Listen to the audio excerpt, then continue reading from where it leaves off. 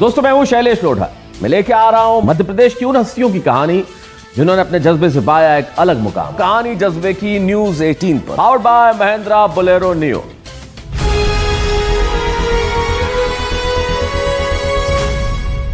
दोस्तों मैं आपका दोस्त शैलेश लोढ़ा। मुझे बड़ा अच्छा लगता है जब मैं जज्बे की कहानियां सुनता हूं, और मुझे लगता है जिन जज्बे की कहानियों को मैं सुना करता हूं उन्हें आपको ज़रूर सुनाना चाहिए। ज़िंदगी में आप कहेंगे कि भाई हमारे पास आसपास वैसे बहुत सारे लोग हैं जिनसे आप मोटिवेट होते हैं और हो भी सकते हैं, लेकिन ऐसे लोग बहुत कम होते हैं जिनकी कहानी में मोटिवेट करने के लिए ऐसा बहुत कुछ होता है जो आपके और हमारे पास नहीं होता।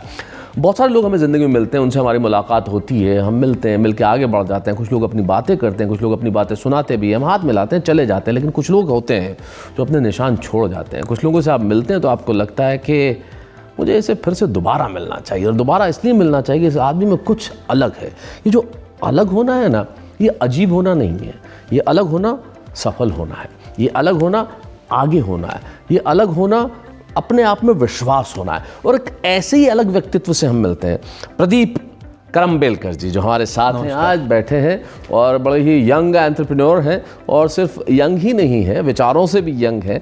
प्रदीप जी, एक बड़ी अच्छी बात है कि देखिए आप के फादर जो हैं वो हाई कोर्ट जस्टिस रहे, और आप एक जिसे कहते हैं कि एडमिनिस्ट्रेटिव फैमिली से हैं, जहाँ पिताजी नौकरी में हैं। वो भी नौकरी ही है, हालांकि बिल्कुल ऑनरेबल जस्टिस है, लेकिन है तो सर्विस ही। मैं भी एक ऐसे परिवार से हूँ जिसमें पिताजी सर्विस करते थे, वो एक डिपार्टमेंट में थे। तो ऐसे परिवारों में ज़्यादातर जो माहौल होता है वो यही होता है जैसा हम देखते हैं। क्योंकि मैंने अपने पिताजी को देखा तो, और उनको देखते हुए, माता पिता को देखते हुए ये लगता था कि हाँ भाई सरकारी नौकरी कर लेनी चाहिए, सरकारी नौकरी ढूंढनी चाहिए, उसके एग्ज़ाम देने चाहिए। उनके लिए सबसे बड़ा ये था कि IAS बन जाओ ज़िंदगी में, तो उससे बड़ा कुछ नहीं हो सकता, या सरकारी नौकरी कर लो। ये बात अलग है कि हमने कुछ और किया। उस माहौल से निकल के कुछ और सोचना इतना आसान नहीं होता। आप उस माहौल में पले बढ़े, मध्य प्रदेश में बहुत डिफरेंट जगह पर है। कुछ समानता है आप में और मुझ में है, इसलिए I can connect with you very well, because my father was in government service. तो मैं भी अलग अलग जगहों पे पढ़ा। आपने भी MBA किया, मैंने भी किया, आपने भी LLB किया, मैंने किया, लेकिन पूरा नहीं किया। मैंने 3/4 LLB करके छोड़ दिया। आप में हिम्मत थी कि आपने कर लिया। तो 96 में आपने MBA किया। तो मैं आपसे ये जानना चाहूँगा कि जब माहौल ऐसा हो चारों तरफ कि हमें कुछ वैसी नौकरी करनी चाहिए या हमें सिक्योर्ड रहना चाहिए, उसमें ये रिस्क वाला काम आपको कैसे सूझा कि मैं किसी ऐसे क्षेत्र में जाता हूँ जो आमतौर पर नहीं होता? क्योंकि जब आपने MBA किया तब इतना पॉपुलर भी नहीं था, एकदम नया था, और मेरे ख्याल से तब तो भोपाल में आया ही होगा। हाँ, मुझे याद है कि मैं जब MBA की एंट्रेंस के बाद सेलेक्ट हुआ तो मेरे परिवार में मेरी बुआ का कहना था कि MSc कर लो, ज़्यादा अच्छा है। अपने परिवार में जी बिजनेस किसने करना है जी। So that was a thought process. मुझे हमेशा ही लगता था शायद मेरे पिताजी चूँकि जज थे, और जो जीवन मूल्य मैंने उनसे सीखे, माता जी से सीखे, पर उसके अलावा मुझे हमेशा लगता था कि वो एक मोनोटोनस लाइफ थी बहुत हद तक। एक और जज वैसा भी सोशली थोड़ा वो मिल भी नहीं, उनके प्रोफेशनल जो बिल्कुल सही बात है। तो मुझे हमेशा आउटर वर्ल्ड और इस तरह की चीज़ें शायद ज़्यादा अट्रैक्ट करती थी, बिकॉज ऑफ दैट कि हाँ भाई इसमें मतलब वो ढर्रे पे बंधा हुआ जीवन, हाँ, मतलब जिसमें मोनोटोनस है और किसी से मिल नहीं सकते हैं। मुझे ऐसा लगता था कि अब वो ज़्यादा एक्सप्लोर हुआ कि मैं नेटवर्किंग पर्सन हूँ या लोगों से मिलना पसंद करता हूँ, लेकिन ये इनबिल्ट हो गया जी। और कहीं ना कहीं मुझे ऐसा लगता था कि शायद पेपरों में अब तो उतना याद नहीं आता, पर कहीं ना कहीं ये पढ़ता रहता था कि फला corporates are having that much of money and they can have much more sources of money. तो कहीं एक अट्रैक्शन था कि हाँ भाई ये जो थोड़ा बहुत जो जिससे पैसे मूवमेंट होते हैं जो कि जॉब्स में नहीं हो सकते, ना देखे हैं हमने जी, तो उसके प्रति एक आकर्षण होगा। तो जब जॉब करने भी गया, मैं MBA ख़त्म करने के बाद 1 जनवरी 1996 से मैंने जॉब शुरू की। 1 जनवरी 1996। तो पहली नौकरी आपको कैंपस में ही मिल गई थी या उसके लिए समर ट्रेनिंग करने गया था दिल्ली में, वही नौकरी? अच्छा, उन लोगों ने आपको अडॉप्ट कर लिया। कौन सी कंपनी थी वो? बीटल फाइनेंशियल्स करके जी। और हम शेयर मार्केट के रजिस्ट्रार थे। तो did you do your MBA in finance? Yeah, I did in finance marketing. Finance marketing. So finance was your major. Finance was my major. So major finance था तो आप share market और उस तरह की कंपनी में हम चले गए जी। वहीं से फिर डीमैट की कंपनी में चले गए। 96 ऐसा दौर था जब 91-2 में शेयर मार्केट बहुत बुरी तरह गिरा हुआ था, तो लोगों का विश्वास थोड़ा सा नहीं था, गड़बड़ था। लेकिन हम लोग मर्चेंट बैंकिंग उसमें चले गए जी। और फिर उसके बाद जैसा जीवन की राह होती है, वो डीमैट अकाउंट्स आए, अलंकित असाइनमेंट पहला डिपॉजिटरी पार्टिसिपेंट बना, and I become assistant manager with them in depositories. Demat account के बारे में जो लोग नहीं जानते उन्हें एक जानकारी दे दूं ताकि आपको और बातचीत में आगे ये आप कनेक्ट भी कर सकें। एक ज़माने में ऐसा होता था कि शेयर जो है वो कागज़ का, मतलब जैसे सर्टिफिकेट होते हैं वैसे टुकड़ा हुआ करता था, you have to keep it physically. आपको आपने वो दौर देखा है? वो हाँ, वो दौर आपने जरूर देखा, वहीं से शुरू किया जी, वहाँ से शुरू किया होगा। जिन लोगों ने नहीं देखा, शेयर को फिजिकली रखना पड़ता था आपके पास, जैसे आप स्कूल के सर्टिफिकेट रखते हैं 8th 9th 10th का, वैसे शेयर रखने पड़ते थे, फिजिकली वो सर्टिफिकेट होते थे। फिर उनको चेंज कराने में, बेचने में, खरीदने में बहुत सारा प्रोसेस हुआ करता था, लेकिन फिर इसे डीमैट कर दिया। लेकिन उसको मतलब वो डीमेटलाइज हो गया, उसको इस तरह से कर दिया गया कि अब वो सारी चीज़ें ऑनलाइन है, वो उसको कागज़ पे करने की ज़रूरत नहीं है। तो आपने वो दौर देखा है जब कागज़ से आप ऑनलाइन शेयर ट्रांसफर फिजिकल भी करते थे, प्रिंट आउट भी निकालता था जी, प्रिंट आउट जब निकलते होंगे, आईपीओ संभालता और उस वक्त जो डाटा मैट्रिक्स प्रिंटर पे जो निकलता था, तब तो इंकजैक्ट होते नहीं थे या लेजर नहीं होते थे, उसमें साइन करते बैठो ऑथराइज सिग्नेचरी की, दैट वाज अ टाइम। तो वो आपने दौर देखा, डीमैट से शिफ्ट हुए जी, सो दैट आल्सो सीन। फिर पर कहीं ना कहीं दिमाग में था कि मैं अपना करूंगा, इसलिए मैं जनरली उन्हीं कंपनियों में शायद साथ में रहा, उन लोगों के साथ रहा जो खुद एंटरप्रेन्योर थे, जो मुझे आज लगता है, चाहे अलंकित हो या उसके बाद मैं जिस आईटी कंपनी में गया, बड़ा मुझे आश्चर्य हुआ। किसी एक साथी ने मेरे कहा कि आप आईटी कंपनी में आ जाइए, हम नई कंपनी आईटी शुरू कर रहे हैं, और ये याहू उस वक्त नया था और ये सब, और बड़ा पॉपुलर था। तो मुझे बड़ा अट्रैक्टिव लगा कि अच्छा इसमें ये भी देख सकते हैं, वो भी देख सकते हैं जी, so let's explore that also. तो आप सीधा फाइनेंस से आपने वहाँ जंप कर लिया था। दैट वाज एब्सोल्यूट, मतलब आप कहेंगे कि जंप बिल्कुल जिसको सोचा नहीं जा सकता। मैंने कभी सोचा ही नहीं था कि वेबसाइट भी कभी बेचेंगे जी, और फिर वेबसाइट बेचने लगे। और उस वक्त एक ज़माने में एकदम वो जो वेब का दौर 99-2000 में जब 2K जब चला था, तब उस ज़माने में वेबसाइट्स Y2K जब एकदम से, so we were fortunate sir, myself, मेरे को लगता है मैं बहुत फॉर्चुनेट रहा कि हम उस कंपनी में इंडिया के पहले NIC के वेंडर बने, और फिर हमने प्रेसिडेंट ऑफ इंडिया की वेबसाइट भी बनाई। आप तो हाँ, मैंने बनाई, मतलब मेरी कंपनी ने बनाई, बट आई वाज मतलब कि वो कंपनी ने, I was responsible for handling it. See, company is the person only. No, so because I am a GM to that company. So you made it. So I was every day visiting. Oh my goodness! So that was a great achievement. I can say that. You know, that must be a great achievement. All the big sites of that time, APIDA, Rail, Thal Sena, Nau Sena, Rashtrapati Bhavan. These all we made because we were impaneled vendor with NIC. क्योंकि NIC government संस्था है, सरकार उनको order देती है और उनका एक वेंडर होता है जिसको वो काम करना होता है। तो फॉर्चुनेटली वो वेंडर हम थे। So we have a credit to made all these sites.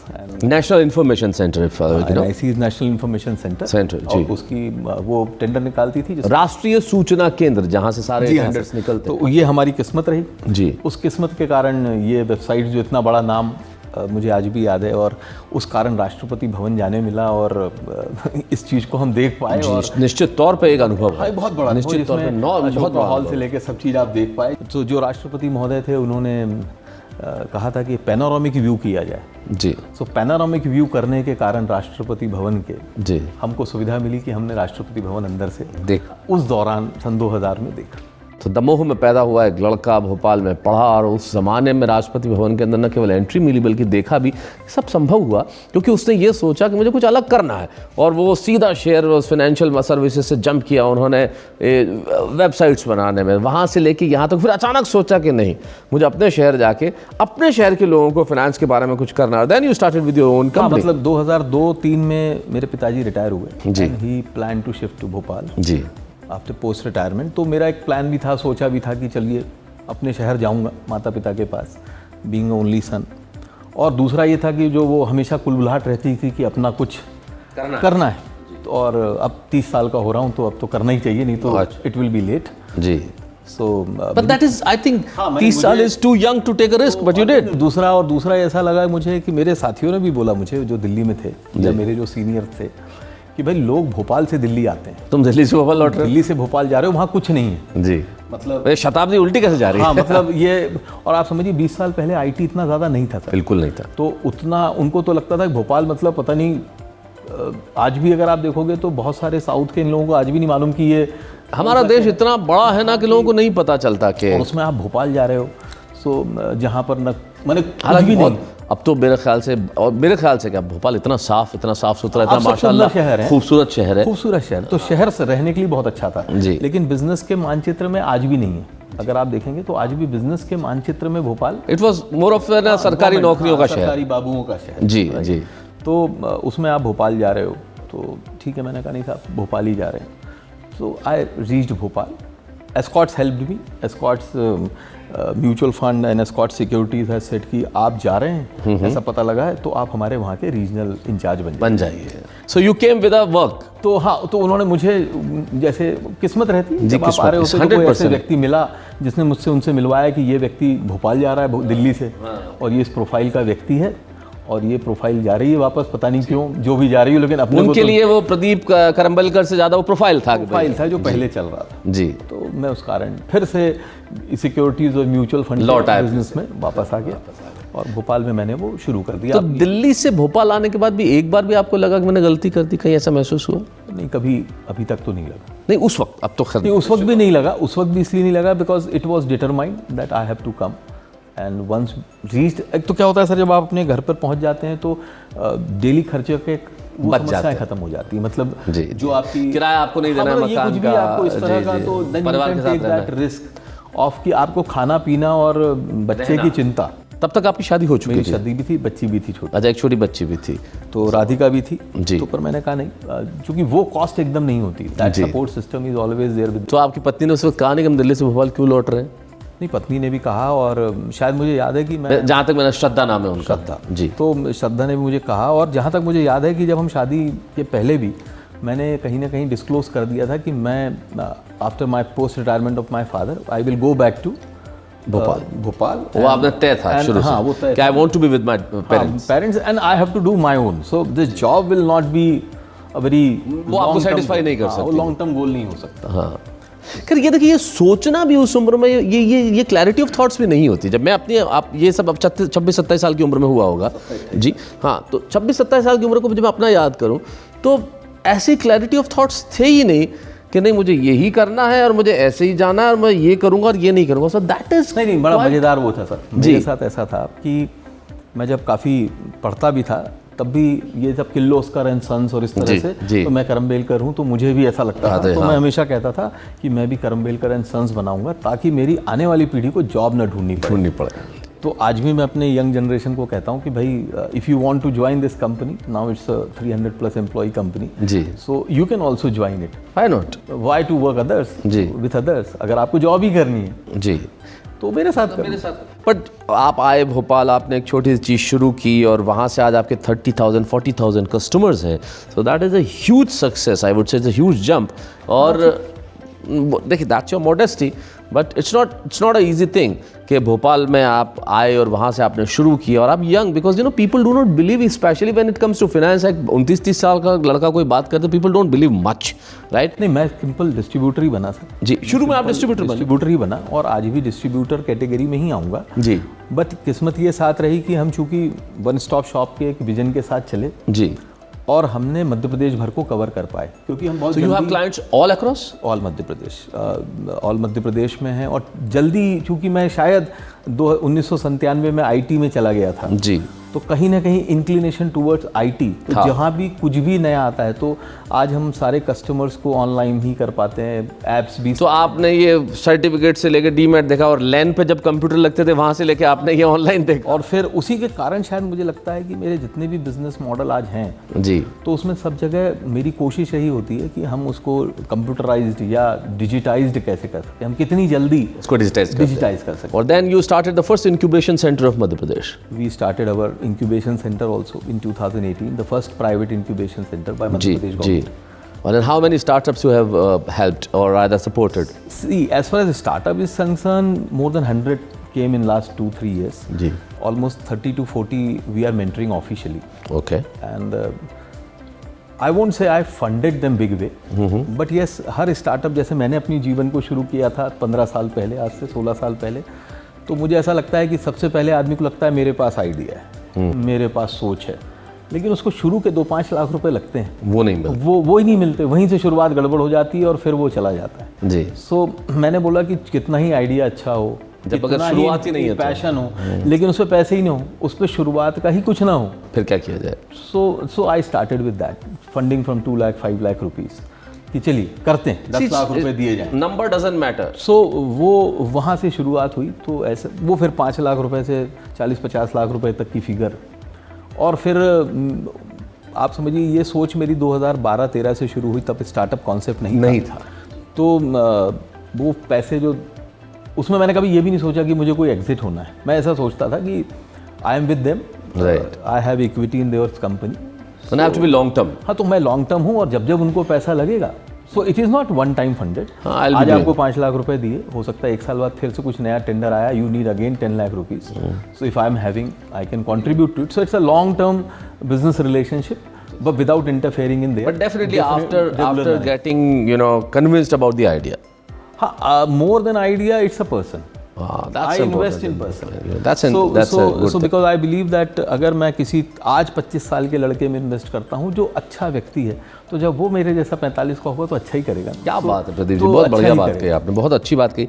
Bhopal, Delhi से लेके भोपाल आप आए, भोपाल में आए, इतना सब शुरू किया, तब से लेके आज तक में कोई ऐसा मोमेंट आया जब आपको बड़ा तनाव हुआ हो कि no, it's not happening? Happens sir, life is about that and share market में मैं जुड़ा हुआ तो 2008 में भी मुझे 15-20 लाख 2008 was bad हो गया, right. Some client has escaped without paying 20 lakh rupees, तो हमें भरने पड़े। मार्च 2018 में सम व्हाटएवर आई से, इट्स अ कोर्ट सब जुडिस matter, so I won't say, but मेरे अकाउंट से ट्रेड हो गया, इल ट्रेड हुआ, कैसे हुआ, सो 1.3 करोड़ एक ही दिन में अच्छा साफ हो गए। तो 6 मार्च 2018 को सुबह 7 मार्च को वो पैसे 1.5 करोड़ ख़त्म थे। तो कई बार ऐसा सोचना पड़ता है कि अब क्या। उस वक्त एक बार स्थिति आई होगी कि अब क्या। हाँ, 2008 में भी आई और 2018 में भी एक बार, और हो सकता है मेरे पिताजी ने भी 2008 में तो पूछा ही था कि अब क्या। Once you have whatever money you generated that is gone. तो फिर से नहीं, मैंने कहा फिर से करते हैं, इस बार इन्वेस्टर्स की मदद से फिर से शुरू करते हैं। And by God grace whatever credibility we made, we have wonderful people who invested with us, trusted with us, and they are still with us. If you want to give the credit of your success apart from you, who would you give? I think I won't give to any person, but yes, upbringing तो parents को ही रहती है। सो मुझे लगता है कि और family के चाहे पत्नी हो, बहनें हों, इन सब ने क्या किया कि मुझे एक ज़बरदस्त, किसी ने वैल्यू सिस्टम दिया तो किसी ने सपोर्ट दिया, पर अल्टीमेटली उन लोगों ने आपकी एक क्रेडिट बनाई। सी क्रेडिट ही आपको सब कुछ कराती है। आप किसी भी क्षेत्र में रहें, चाहे इन्वेस्टर के पास जाएँ, ग्राहक के पास जाएँ, किसी के पास जाएँ, वो ट्रस्ट तभी आता है जब क्रेडिट होती है, और ये क्रेडिट कई चीज़ों से मिलकर कई सालों में बनती है। So I would give credit to all those people who came in my life, whether they are friends, whether parents, wife, जिन्होंने उस सपोर्ट सिस्टम को, मेरे वैल्यू सिस्टम को सपोर्ट किया। Your wife works with you in the company और she is a housewife? No, she is started as a home maker, but now she is having her in handicraft business the name of शगुन संपदा। So she has a creative Shagun Sampada, beautiful name. She basically creates all the beautiful creative things for all the Indian festivals and so many things. ओह, क्या बात है। She is doing well. बहुत अच्छा। और वो कभी बीच बीच में ब्रेक लग जाता है बच्चों के हिसाब से, but she is doing well. Very nice. So that's a family, जो एक बड़ी कमाल की बात है। पापा जज रहे, बेटे ने MBA किया, फिर LLB किया, उसके बाद फाइनेंस में, फाइनेंस से लेके फिर IT में, IT से फिर से फाइनेंस में, 2 बार ऐसी स्थिति आ गई कि अकाउंट में बिल्कुल पैसा नहीं है, और बीच में हेल्थ में भी। That's a very important thing which I missed it out. लेकिन वो जो हेल्थ वाला जो है, जो आपने जो किया है काम, जो आपने डाटा जो पेशेंट्स का बनाया है, hospital and patient management, if you call it, we won't say it only hospital data management.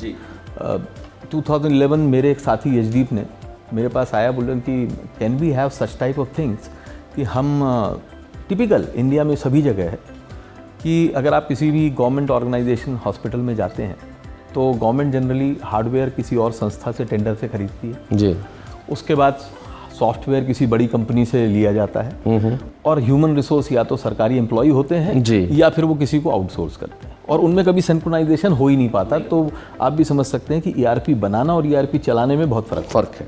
We have made it one hardware networking, we establish in whole hospital, human resource is mine and software is also mine, and we approached to government in 2011-12 कि पैसा भी मैं ही लगाऊंगा sir, आप मुझे पर patient basis पे दे देना। How government say, I have to understand this module, how per patient works with government like this? See, simple. If somebody comes to me, right, you as a patient, you are a collector to some district, you have given a tender and you have, okay, said I won the tender. So what I will do Tender of what? For hospital and patient management. So the government wants it to have it? We convinced it, and the first collector Rajgarh we started in 2011-12 without thinking कि ये इतना बड़ा हो जाएगा. And तो proposal यही था कि पैसा मैं लगाऊंगा जी. तो गवर्नमेंट ने कहा अच्छा आप ही पैसे लगा रहे हो तो हमें कोई समस्या नहीं, आप ही लगाओगे, आपके ही आदमी होंगे, चलिए करके देखिए. पर बोले आपको कैसे मिलेंगे पैसे? तो मैंने कहा जो आपको पैसे पर patient government takes money from every patient in government hospitals. Do they? या 5 रुपीज़ to 10 रुपीज़. आउटडोर में फीस होती है? फीस होती है. अच्छा, दैट आई डिडंट नो. हाँ, सभी जगह. मेरे बचपन में नहीं होती थी अब शायद. रोगी कल्याण समिति मध्य प्रदेश में है जी. और उसके अंतर्गत वो 5 से 10 रुपए वो बहुत नॉमिनल जो भी लेते हैं. और उसके अलावा जैसे पैथोलॉजी का भी कुछ पैसा लेते हैं, एक्सरे का भी लेते हैं. तो वो जो पैसा आता था जी, वो बेसिकली बनाया इसलिए गया था कि वेलफेयर ऑफ द हॉस्पिटल में जाए. हमने कहा उस मद में हम जो ये पैसा कलेक्ट करेंगे उसी में से आप हमें दे दें जी. They said fine, this is तो government said yes. Collector said yes, and tender came and we started. And that model is running now. We are on most 40 plus hospitals in Madhya Pradesh. Beautiful. Running 40,000 plus patients per day. And few hospitals we have not done because वो profitable थोड़े नहीं बैठते थे. But now with government we are I think biggest vendor for this. So now this time अब पहले 5 साल तो हमारे सीखने के थे और सरकार को सिखाने के थे कि ऐसा हो सकता है. जी. और अब सब जिलों में ऐसा ही हो रहा है. क्या बात है. तो प्रदीप जी, ये आपकी कहानी सुन के मुझे लगता है अंत में मैं यही कह सकता हूँ कि भाई आप अचानक कभी कोई व्यक्ति को देखें जो ये कर रहा हो कि भाई एक व्यक्ति साइकिल चलाते चलाते अचानक बांसुरी बजाने लग जाए और फिर बांसुरी बजाते बजाते वो कहे नहीं मैं तो खाना पकाऊंगा और खाना पकाने लग जाए. ये जो शिफ्ट है वो बहुत अलग है. साइकिल चलाना, बांसुरी बजाना और फिर खाना पकाना. लेकिन ऐसे ही शिफ्ट से निकल के आती है प्रतिभा और वो प्रतिभा आगे बढ़ के कुछ अलग बनती है. प्रदीप करम्बलेकर जी ऐसी एक प्रतिभा है जिन्होंने MBA किया, LLB किया, फाइनेंस में गए, IT में, IT से फिर फाइनेंस में आए, लोगों को जोड़ा, फिर हॉस्पिटल मैनेजमेंट में आए. कोई चीज़ एक दूसरे से जुड़ी नहीं है, लेकिन एक चीज़ जुड़ी है, वो है आदमी का आत्मविश्वास, वो है आदमी की प्रतिभा और वो है आदमी की आगे बढ़ने की ललक. और ये तीनों चीज़ें प्रदीप जी में है. मुझे बड़ा अच्छा लगा जो वो अपनी सफलता का श्रेय अपने परिवार को और अपनी पत्नी को देते हैं, अपने माता पिता को देते हैं, अपनी बहनों को देते हैं. ये शायद जो फैमिली वैल्यूज़ है वही हिंदुस्तान में पैदा हुए व्यक्ति को बाकी लोगों से अलग करती है. प्रदीप जी सिर्फ एक बहुत बड़े व्यवसायी नहीं है और एक स्टार्टअप को ही वो सपोर्ट नहीं करते, मेंटोर नहीं करते, बल्कि वो चाहते हैं कि भाई लोगों को नौकरी करनी तो मेरे साथ आके करो ना. वो सिर्फ he doesn't do the business, he creates job for the people. और ऐसे लोगों की हमें समाज में ज़रूरत है जो लोगों के लिए नौकरियां न केवल तलाशें बल्कि उनको आगे बढ़ने के रास्ते भी दिखाएं और सुझाएं भी.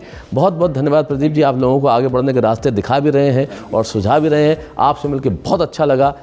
कीप इट अप और आप इसी तरह से आगे नए नए प्रोजेक्ट्स करते रहें, नए नए इनोवेटिव काम करते रहें और हम नई नई बातें करते रहेंगे. Thank you very much. Thank you very much. कहानी जज्बे की न्यूज़ 18 पर, powered by Mahindra Bolero neo.